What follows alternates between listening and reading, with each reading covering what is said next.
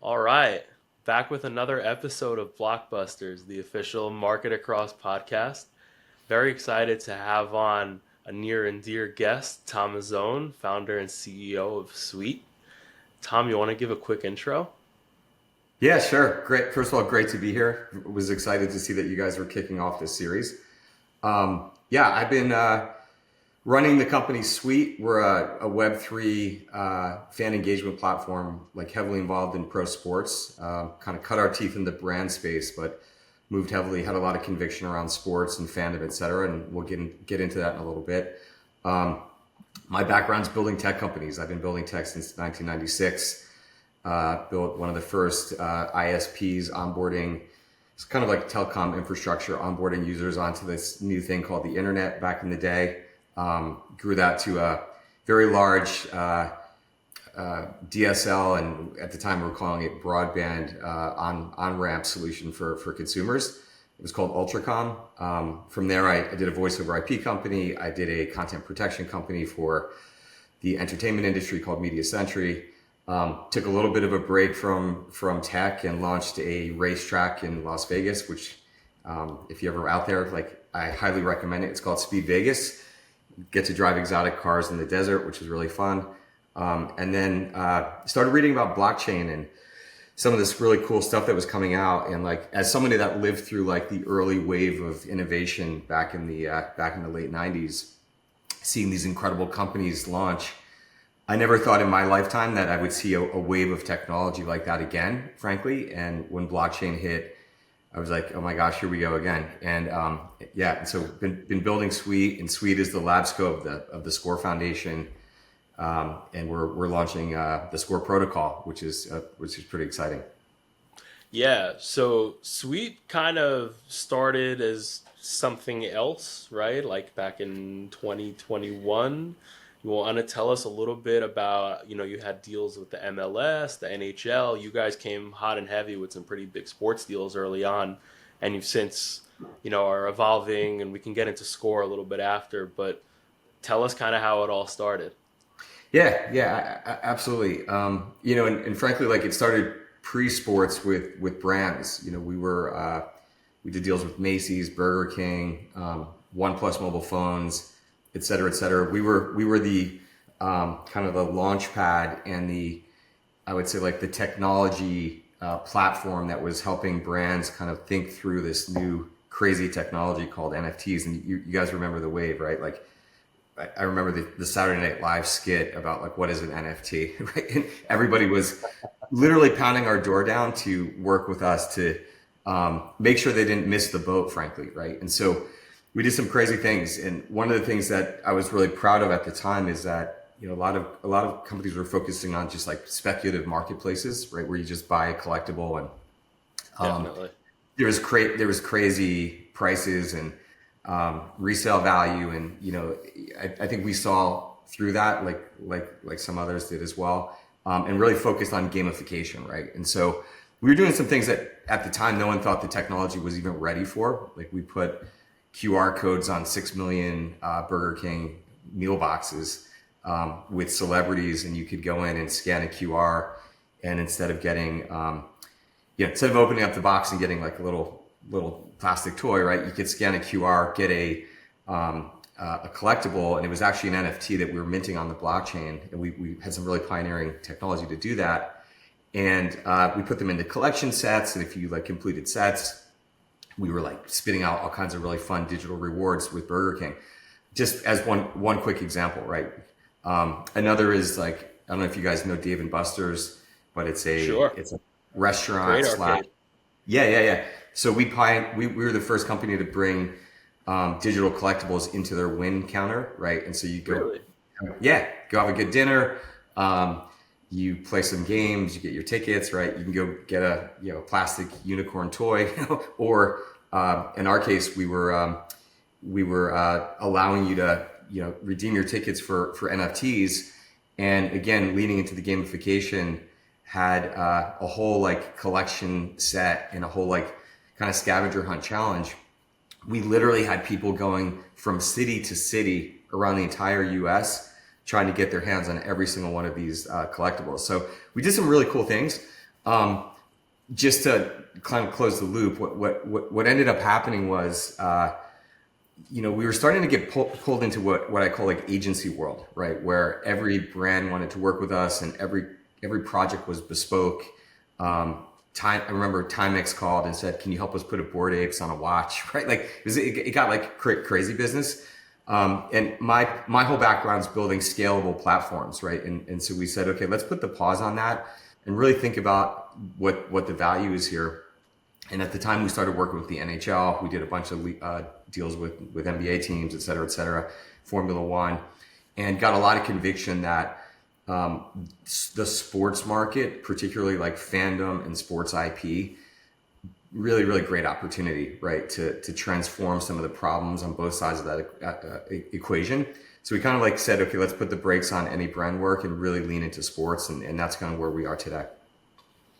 Yeah, so how did those conversations even pick up with leagues, right? I mean, from what I understand and my bit of experience with the sports world is that leagues are having large American leagues are trying to figure out ways to connect with younger generations who aren't necessarily getting their first taste of sports through broadcast TV, like maybe you and I did watching ESPN or whatever as kids, right? So the challenge for them, you were talking about problems before, right? The challenge for them is it like trying to figure out how to connect to that next generation? Yeah, I think that's part of it, right? Like the leagues and just sports IP in general, they're looking for new surface area, right? Like where can they bring their IP? How can they meet younger audiences, et cetera, et cetera? How could they learn about their fans in more sophisticated ways, right? So they could serve them in more sophisticated ways. And I think this was a really interesting direction, right? Where you could bring your IP on chain. You could engage with a different audience that probably you're spot on, probably not going to games, right? My family's had season ticket holders to New York, we're just like season ticket holders to New York Giants since forever, right? Since like I think like the, early 60s or something like that through Right. my wife's family. And, you go to these games and you look left and you look right, and it's like, it's a different crowd, right? And so I think there's a real opportunity, and the league saw that to find ways to connect to a much younger audience, right? Web3 and blockchain definitely skews super young. And then creating just new experiences and ways that you can tap into the IP, and then using that to bring these users into like the broader sports experience. 100% was part of it. Yeah, and I mean, zooming out in general, I think like that was the big thing with the big draw initially with crypto. Like, even as someone who's had my hands in a lot of different areas in crypto, like DeFi specifically, it was like this whole financial revolution, DeFi summer. If you remember, it was like we're gonna Sure. take ownership, we're gonna push out the banks. It's all gonna be like in our hands. This feeling like wow, we can really take control and ownership of whether it's our money or assets, whatever, right? We don't have to like answer to centralized entities anymore. And I think that as a young person, like to hear that, to feel this like little sense of like revolutionariness, if that's even a word, it was exciting. And like you were saying before about when NFTs were first becoming like a really big thing, and they kind of took over the world for a little bit. That our eyes were really big, right? Just in terms of like what we believed it was capable of. So a lot of great words, a lot of great Twitter posts, but in reality, what was actually possible given the technology and the regulations or lack thereof, reality set in along the way, both with DeFi, with NFTs, with other forms of just the end user interacting with crypto. And I think now Totally agree. we're like there was that pullback phase, right? It's these cycles. It was the pullback phase, and now we're getting back into a phase where I think there's optimism towards the actual capabilities of what can be done, given that institutions are getting involved. We have the president saying he wants crypto to be like the number one thing in America. So there's a new sense of optimism just all across the board around anything related to Web3. Obviously, you guys are doing things that are more related to the sports world and IP in general.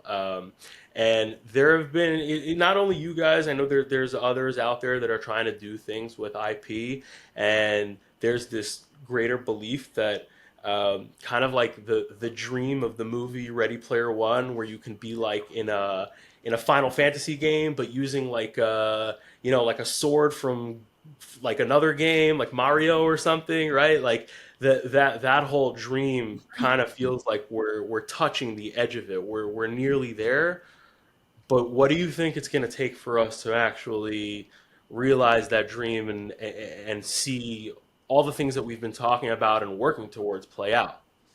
Yeah, look, I think you set that up really well, right? There were so many platforms and like interviews and content, and like the whole narrative was like, quote unquote, how are we going to onboard the next 10 million users into Web3, right? The And age-old my question.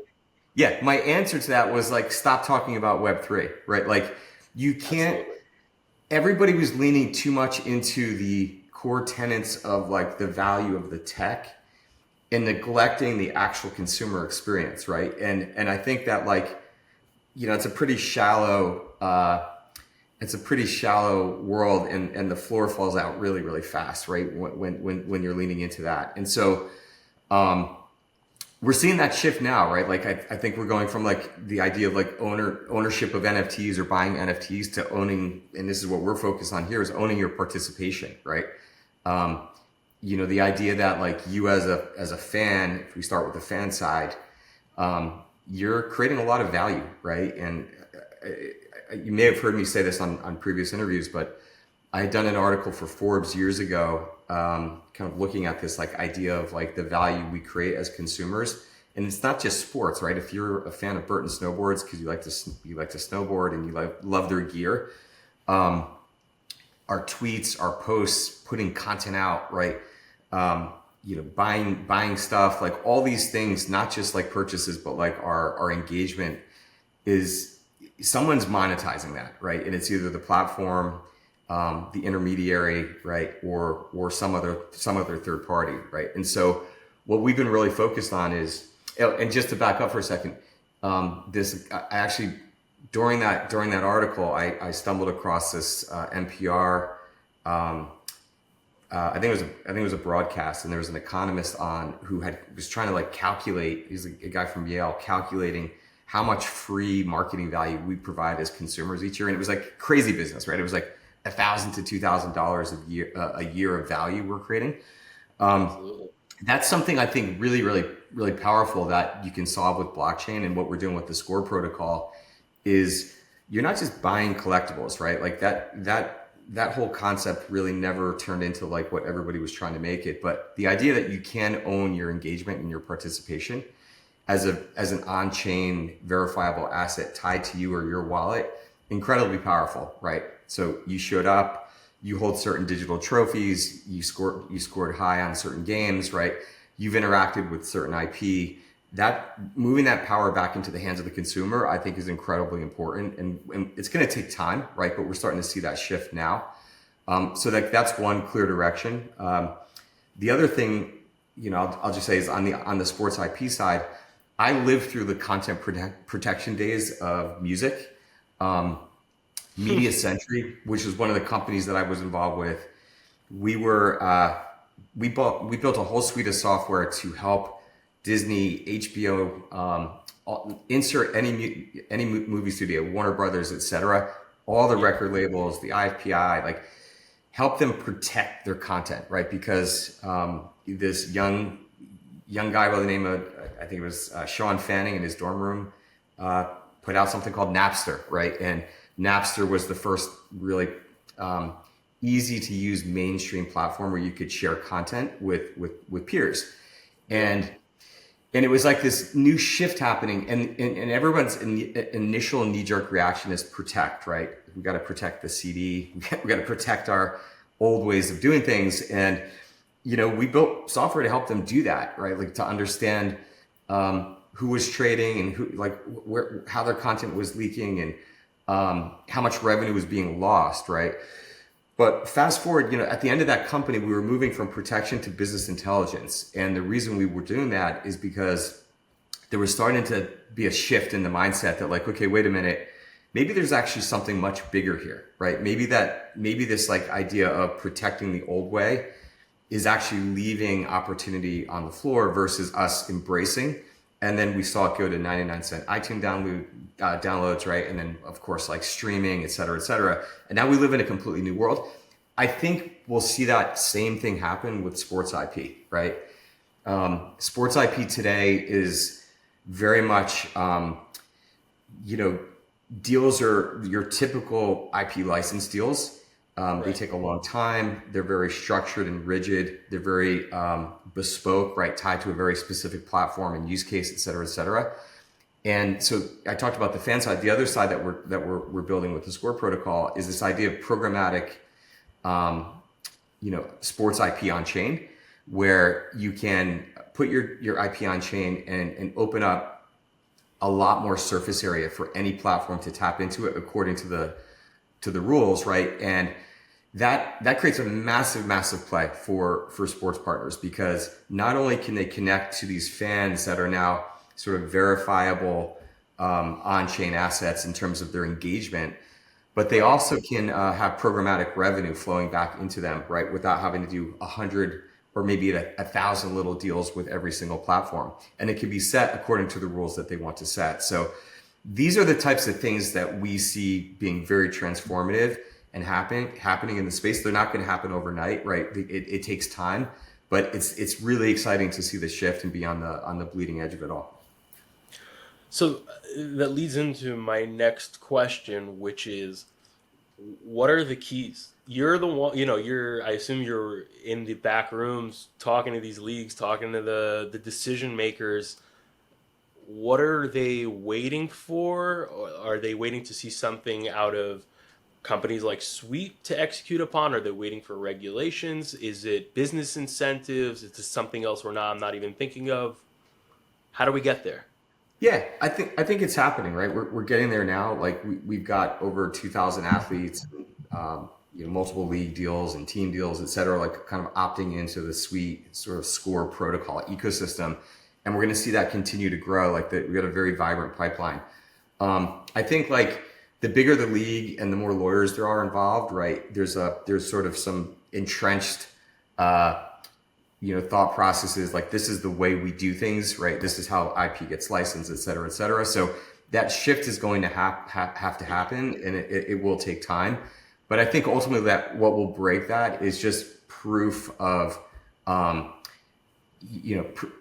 proof of engagement and proof of like autonomous revenue, because that's really what they're after, right? They want to engage their fans, and they want to be able to like get more surface area on their IP. And as that starts to really take hold, you'll see that shift happen faster and faster, right? And so it takes some like pioneering organizations to say, yeah, let's program our content on chain.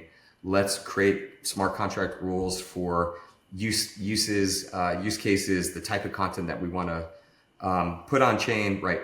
How it can be accessed, the types of platforms that can access it. Let's set our monetization rules. And once they see that opportunity, right, and it could be a fantasy game that needs to pull up a shield, right, because they want to display it in the game. It could be a digital jersey that is going into a Web3 game. It could be a publishing company that wants to pull content. So once they see that happening and they see that royalty wallet starting to load up, I think you'll see a very quick shift, right, across like other leagues and sports properties. Probably, right? It's like a copycat world. One or two successful use cases, pretty soon you'll have everyone on board wanting to get a share as well, right? And that Yeah. it's interesting also because just observing the world as it is today, NBA just signed a $76 billion broadcasting deal, or 75, something in that range, and there's speculation that's maybe going to be the highest TV deal they'll ever sign in our lifetime, because no one's really watching TV the same way that they were before. So it's also a question of, could we see the digital IP potentially like be the replacement of revenue that they may eventually lose in this world.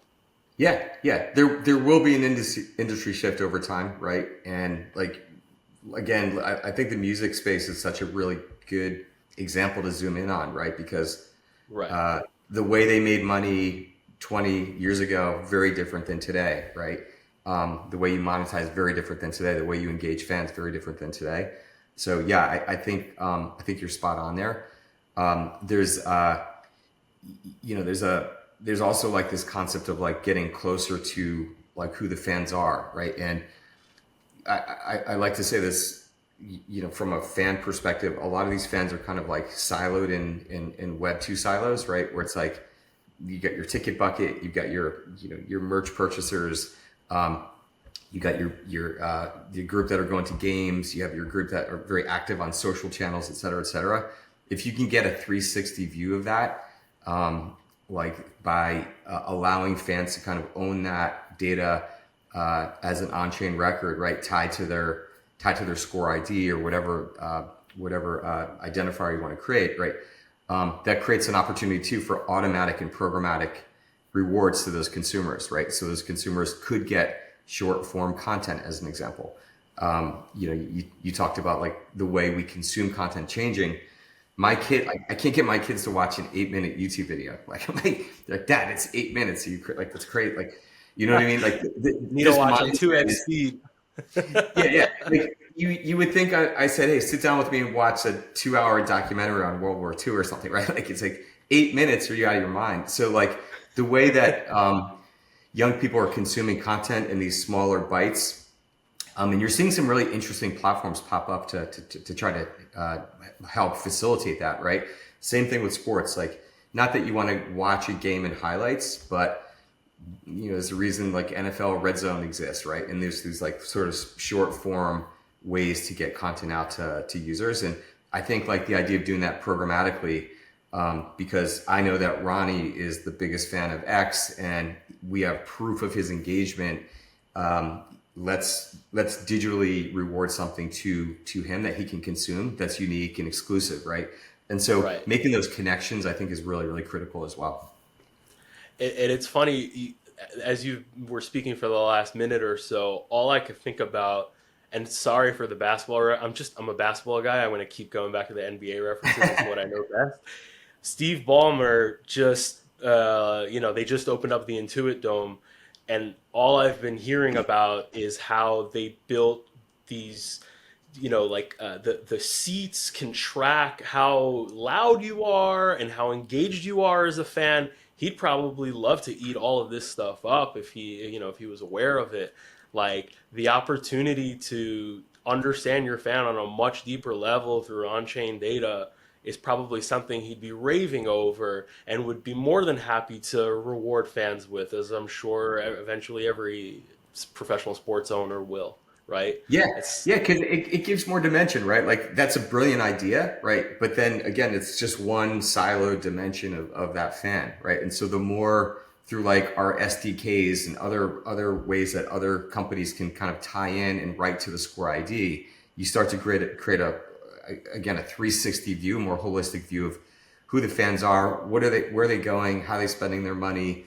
But not taking that data away from the fan as control, right? Like becomes really an asset of the end user, and you can start to rank the engagement and get a much better understanding of like fan behavior, right? And again, like I was with you, I lived through like all of those narratives about the transformation of like blockchain technology, and every industry was going to change, right? Um, yeah. yeah, yeah, transportation, finance, it was right, and I think like maybe the hype didn't the reality didn't live up to the hype for a while, right? But now it's getting there. There's real applications that make a lot of sense to lean into the tech, as long as you can abstract the tech component and make it very easy and fun and compelling for the consumer, right? And so, but this I think is one of the best applications that you can think of for blockchain, because it's an economy where everybody's benefiting, right? The IP holders are benefiting, they're getting more surface area, they're able to more autonomously get their IP out for monetization. The platforms are benefiting because they don't have to go do like 8-month deals, legal deals to license IP, right? They can just, according to the rules of the protocol, tap into that IP. And the consumers are benefiting because they now are controlling and owning their data, and they can be programmatically rewarded, right, for their engagement. So this I love because all it's like that rising tide lift all boats. Like no one's kind of getting screwed, right? Everybody's kind of like in the mix of the value chain, which I think makes it really, really unique. Yeah, I will say though, like I think as speaking on behalf of the fans, if you will, like you don't want it to get too out of hand where, like tokenizing loyalty can potentially, like, I'm maybe playing a little devil's advocate here, but Sure. I think part of this, the special spirit of sports has always been that emotional connection, witnessing things that we thought were impossible. That's what like gets people going, gets folks to continue showing up, right? We don't want to lose that aura of it while still like recognizing that, hey, like we can modernize here a little bit the fan engagement and like not get it to be too robotic. That's my only fear with it, Yeah, right? yeah, Is yeah. like you don't want to just feel like when you go on an airplane, right? I feel like when I go on an airplane, it's all those loyalty rewards and all those sorts of things. But if it feels very robotic, and I wouldn't want to feel like that as a fan with my favorite sports team either. Yeah, but I would say like I think it's the exact opposite, right? I think if you have a fandom ranking that is your asset, and because of that, you get one of a kind, incredible experiences. You can get on like you can go to the Madison Square Garden, get on the floor with the Knicks, right? Or you can Lit. receive a never issued Wayne Gretzky highlight, right? One of one that gets programmatically delivered to you, right? That starts to like add that magic back, right? Like I think it's don't let like the blocking and tackling way of getting there, um, sort of like like code over like the idea that this is all about creating magical experiences and getting more to the fans and getting that value back to the fans. But the real fans, right? Like we've seen this problem in ticketing for a long time with bots and like things gobbling up like the most valuable items for resale, etc. Like if there's a way to rank actual fandom and have a strong 360 view and then create magical experiences or reward those users with like content and meet and greets and things that you couldn't otherwise do. I think like that's pretty magical, right? And that's I'm a fan too, right? That's what we're all after. Yeah, absolutely. Like I can only imagine how many times there were fans that felt like, they weren't appreciated enough by the management, the ownership, the whatever, and it's probably super frustrating. So, they'll speak out about it. They'll sometimes won't even show up to games in protest or things like that, right? So, yeah, it's important, and I'm sure that the marketing departments of professional sports franchises are thinking about this a lot. They obviously want to collect data on their customers and understand like what drives them, what makes them feel excited to be there, and ultimately like having the best experience possible. So I know that's really important, and Yeah. that's the name of the game here, right? Is ultimately like giving the fans the best experience possible from their living room, from their devices, and obviously at the live events as well, right? I think that's like super important. So rewarding Yeah, like them with oh, sorry, what were you I'm gonna going to cut you off. go for it? Yeah, yeah. I was just gonna say we run a platform called NHL Breakaway on behalf of the NHL alumni, and the Yeah, PA, and we engage with those users quite a bit. NHL runs ads. If you watch like any of the playoffs last year, you'd see the NHL Breakaway ads running, and that onboards users into the ecosystem. The number one thing that these users want as they're engaging with this digital content is the ability to get closer to the players and to the teams, right? They want quests and gamification experiences that the payoff, yeah, it might be something digital, which is great, which we can easily deliver, but it also includes something like physical or IRL, right? So the idea that, cool, I can get to a Rangers game, or I can go meet my favorite player, or maybe even like signed merch that's coming like from games, et cetera, et cetera. That is the number one request that we get, because that's what fandom's all about, right? I took my son a few years ago to a Rangers playoff game, and he's kind of new to hockey. And when we walked in, we got like a rally towel, right? It was like rally towel night or something. And he, really, really fun game. Rangers won, left, and he realized he like had left his rally towel. Like he couldn't find it, right? And it was like his whole world was rocked, because that was his like proof of attendance, right? It was like, I was there, I got this thing, I wanted it. Like, it was like a Mattress Firm stamped, right, branded thing. It was not by any means like this holy grail memorabilia, but it was the visceral like connection, right, that made it special, that he kind of like wished he had in his room, etc. And those are the types of things that we want to create with fandom, which is use blockchain and use the technology to move the power back into the hands of the fans, right? But then because we know who they are, and we can sort of rank engagement and rank participation, surprise and delight with some of these like incredible experiences that give you that connection back to the sport that you love, right? And so those are the types of things that I think are really powerful. And there's little like there's one of a kind moments that we all think of, right? As fans of sports that like connect us, and if you can do that with technology to make it better for all the participants, I think it's a winning recipe for sure, and that's what we're doing with the Score protocol. So I think this is a great opportunity for you to tell us a little bit about what you got going on with Score. Yeah, sure. So as I mentioned, Sweet has been bringing sports IP on chain for a while, right? We have quite a few partners. We've done quite a few programs, across F1, NBA, obviously hockey, soccer, et cetera, cricket, tennis, and we just saw this opportunity, right? Every time I've been involved with a company or a new space, right? You're usually attacking it from like a problem solve, right? And I mentioned it a few times on this call already. The problems that we've seen as a company that's been direct in the mix, both on the IP side and the fandom side, is on the fan side, like that lack of ownership, lack of ability to control your own fandom and your engagement in a way that can reward and monetize you, right? And so that's kind of the fan side. And we've got something called the Score ID, which is an on-chain identity, which allows you, as you engage and participate, to have your achievements written to your Score ID.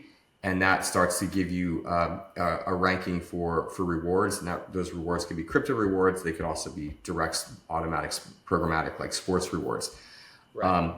So on the IP side, as I mentioned earlier, right, we're building the Score protocol, which is a ability for any IP partner to write on chain their IP according to the rules, and it becomes like this programmatic, like peer-to-peer network where you can connect engaged fans with IP partners in a way that doesn't require intermediaries, right? And so you can imagine an IP portal where, let's say you're a pro soccer team and you want to go to the portal and submit some assets. Those assets can be analyzed. You could say what kind of content you want to create. Do you want to create digital stickers? Do you want to create badges, shields, virtual character jerseys, et cetera, et cetera?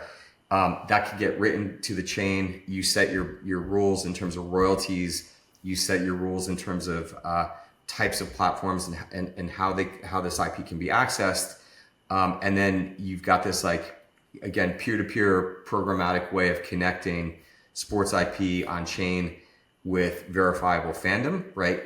And the IP on chain is not locked just to Sweet, right? Like, we're the launch partner. That's the Labs Co of the Score Foundation. But we're just 1.0 in a much bigger vision, right? So once that's on chain, nothing would prevent any third-party platform from tapping into that IP and, according to the rules, being able to leverage it and use it in their ecosystems, creating more surface area and more revenue back for the back to the sports partners. So, very excited about that narrative and where we are with Score. Score is a project that has been in the works for about 15 months or so. We are getting ready to TGE the Score token, which is like pretty imminent at this point. And yeah, think of Suite as the labs co that's like bringing this all to life. Right. But Score is like sits above and is much bigger in terms of its opportunity. Yeah, Score is really exciting. I've been playing on the Score app for about half a year. It's really fun to play with. I catch myself a lot of times just messing around with it instead of other games that I have on my phone. So yeah, great engagement, and I am very much looking forward to seeing the all the IP that you guys have lined up. I know one that I think we're allowed to talk about on this show, and if not, we'll edit it out, is supposedly a super famous golfer is going to be coming up real soon. You want to tell us a little bit about that? Yeah. We have a phenomenal partnerships team, and they're working like across every sector of pro sports, right? So I think you guys were somewhat involved in the announcement of pro cricket, right? We've got like over 600 of the top cricketers Yep. opted in. We did a deal with pro tennis, and we're about to announce, and I think I could say it, maybe you might have to edit it out, but a really great program with Arnold Palmer, who's coming into the Score ecosystem and into the gaming ecosystem on Suite, which is great, right? He's been a pioneer in forward-thinking technology his whole career. The idea that we can bring his IP into the ecosystem and allow fans to interact with it in unique gamified ways, really fun. So you're gonna see that go live very soon. And yeah, and then there's a very big queue behind, that I probably shouldn't mention, but like across professional soccer, extreme sports, all kinds of like I'll say like alumni of very popular US based leagues, et cetera, et cetera. So massive queue of sports IP coming into the Score ecosystem, into the Suite ecosystem, which we Absolutely. love, right? And Yeah. the more our fans can cross pollinate and get involved in other programs, we think that's really good. Yeah, I think we're really just scratching the surface of it, and soon, like professional athletes will understand the power that with the platform you're giving them, as well as the larger brands, franchises, and whatnot. So it's exciting, and I'm very much looking forward to seeing what y'all have in store for 2026. I think we'll leave it there. Tom, I really appreciate your time. If people want to connect with you to learn more or maybe do a deal or something, what's the best place for them to reach you if they wanted to? Yeah, probably just connect with me on X. It handles Team Mizzone. You could There you find go. Score Protocol as well, and you can also find Suite on X. And just send me a DM. But yeah, really great to connect, and Pleasure. lots coming, and it's a very exciting time, and a very exciting Thank you time so for much. the broader space as well, not just for us. So it's cool to be right in the center of it all. Perfect. All right. Thank you so much. Thanks, I everybody. think we thank you.